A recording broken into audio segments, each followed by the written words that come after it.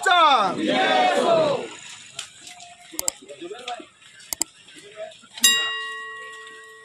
विश्वरत्न doctor Babasaheb आंबेडकरांचा विजय असो।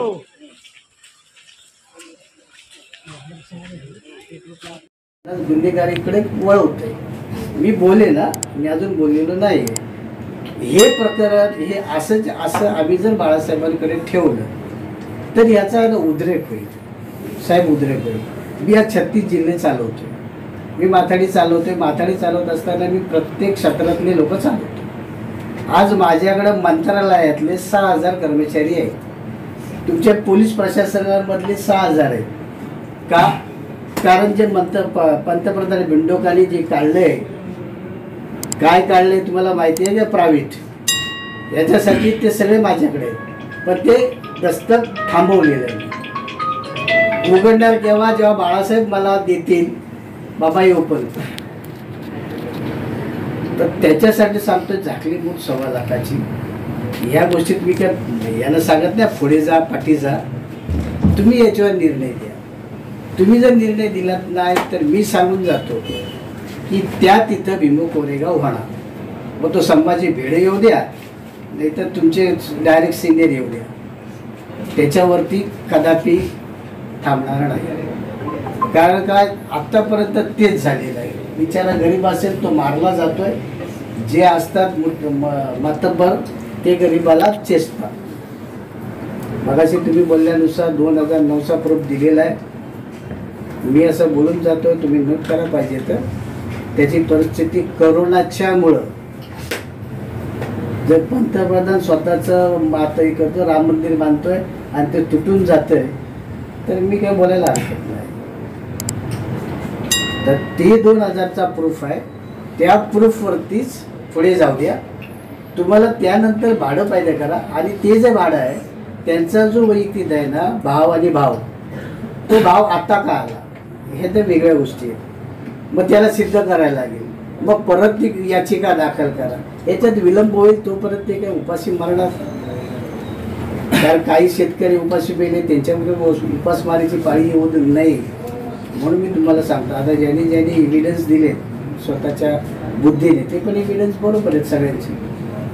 मी फक्त सांगून जातोय, हे वाणी समजा, चांगुलपणा समजा की मी बाळासाहेबांकडे बोलायच्या अगोदर याच्यावरती जो काय तुमच्या आमच्या सहमतीने आणि त्याचा तिथे उभं राहील या मार्गातून मी बोलतोय। तर बाळासाहेबांना सांगितलं, बाळासाहेब बोलतात कोण होता तिथं, पहिली त्याची इन्क्वायरी कर, तो किती सभ्य आहे त्याच्या परिमंडळातला, त्या कोणतं ते तुमचं समिती, त्याच्यातला किती स्वच्छ आहे तो बघ, त्याच्या इन्क्वायऱ्या चालू कर, त्याला दाखवून दे, मग तो येतो की नाही बघ।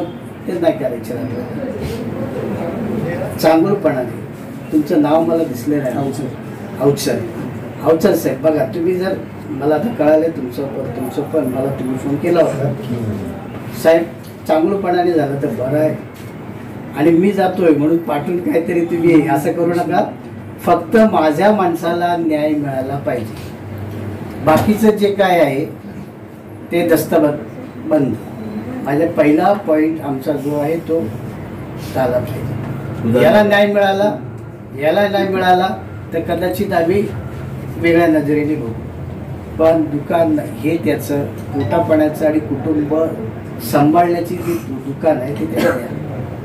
त्याला काय द्यायचं आहे, त्याला पत्रकार करायचं असेल, कशा प्रकारे असेल तुम्ही द्या, आयडिया द्या। आज काही उगाच फाईल बनलेली नाही।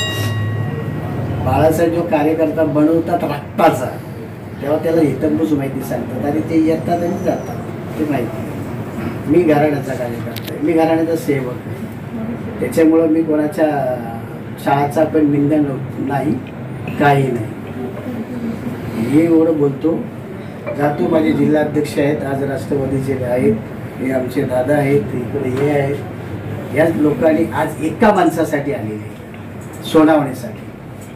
ते फक्त तुम्ही लक्षात ठेवा साहेब, तुम्हाला 8 महिन्याने आम्हाला बोलवा तुमचा समारोप करायला, आम्ही येऊ नक्की।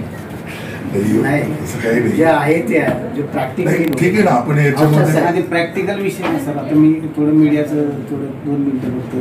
जो आपलं तुम्हाला जे सांगायचं ना गर्भित अर्थ या सगळ्या बोलण्यातून तो जो अप्रोच आहे ना त्यांनी सुरुवातीपासून ठेवला असताना तर तुम्हाला याची गरजच नव्हती. खरं सांगतो काय केलं प्रत्येक मीडिया तो अप्रोच बरं का. पोलीस हे बघा, संप होता, आंदोलन होतात, पोलीस मध्यस्थी करून मिटवतात, त्याप्रमाणे आपण प्रयत्न करू, असं काही नाहीये. पण कसं आहे, यांनी पण अप्रोच तसा ठेवला पाहिजे. कसं असतं, एका टाळी वाजत नाही. जेव्हा मी आलो ना, मी जेव्हा गाडीत उतरलो तर वेगळी भूमिका होती. पण इथं सगळ्यांनी सांगितलं की साहेब बोलताय ते संदेश. मी शेवटी बाळासाहेबांचा कार्यकर्ता आहे. करून येतं मग आलोय तर परत जाण्यासाठी नाही.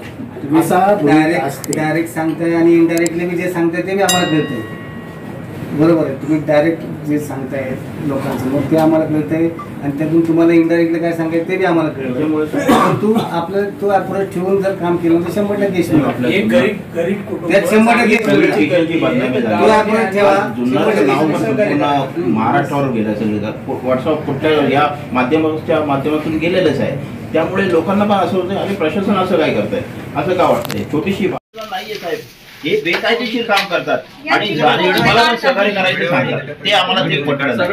एक मिनिट बोला ना, पुढे स्टे ऑर्डर मध्ये काय लिहिलंय, प्रतिवादींनी स्वतः अगर इतर कोणीही मार्फत वादीचा दावा मिळकतीमधील वहिवाटीस हिल्ला हरकत करू नये व दावा मिळकत पाडू नये असा निरंतर ताकीद मनाई हुकूम प्रतिवादीच्या विरुद्ध करण्यात यावा. हा दावा चुकीचा आहे का मग?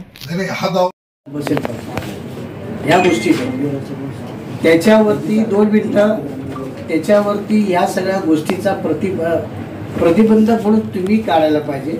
त्याची एवढी फाईल आहे आणि माझ्या माणसाची फाईल फक्त 4 पानं. दादा सॉरी साहेब ऐका जरा, कळतंय इथं पक्षपातीपणा लगेच लक्षात घ्या, पक्षपातीपणा लगेच कळतोय. बाजार समिती बिंडोक लोकांची समिती आहे, ती गरिबांवरती अन्याय करायची समिती आहे. मी परत एकदा बोलून जातो इथं की एका माणसामुळं आजूबाजूचे सवर्ण सगळे तसेच्या तसे आहेत आणि वंचितावरती हल्ला केलेला आहे. भीमा कोरेगाव झालेला आहे, ते पण कशा प्रकारे झालं याची चौकशी तुम्ही करा. तो प्रकार इथं व्हायला पाहिजे का? मध्यस्थिती म्हणून तुम्ही तुमच्याकडे बोलतोय तर ही टपरी आहे त्या अवस्थेत त्या बिंडोक लोकांना सांगून तुम्ही समजूता. तुमच्यात एक 7-8 महिने बाकी आहे. त्या 7-8 महिन्यामध्ये तुम्ही त्या ह्याच्यामध्ये पडा. तर उद्या काय साहेब तुम्ही गेल्यानंतर दुसरा कोण येणार आणि मग तू बसणार आम्हाला अभ्यास करायला लागेल. आय वॉन्ट टू स्टडी ह्याच्यामध्ये अभ्यास केल्यानंतर मी तो निर्णय देईन. ही प्रक्रिया आहे. हे आम्हाला सगळं शासनाचं सगळं माहिती आहे.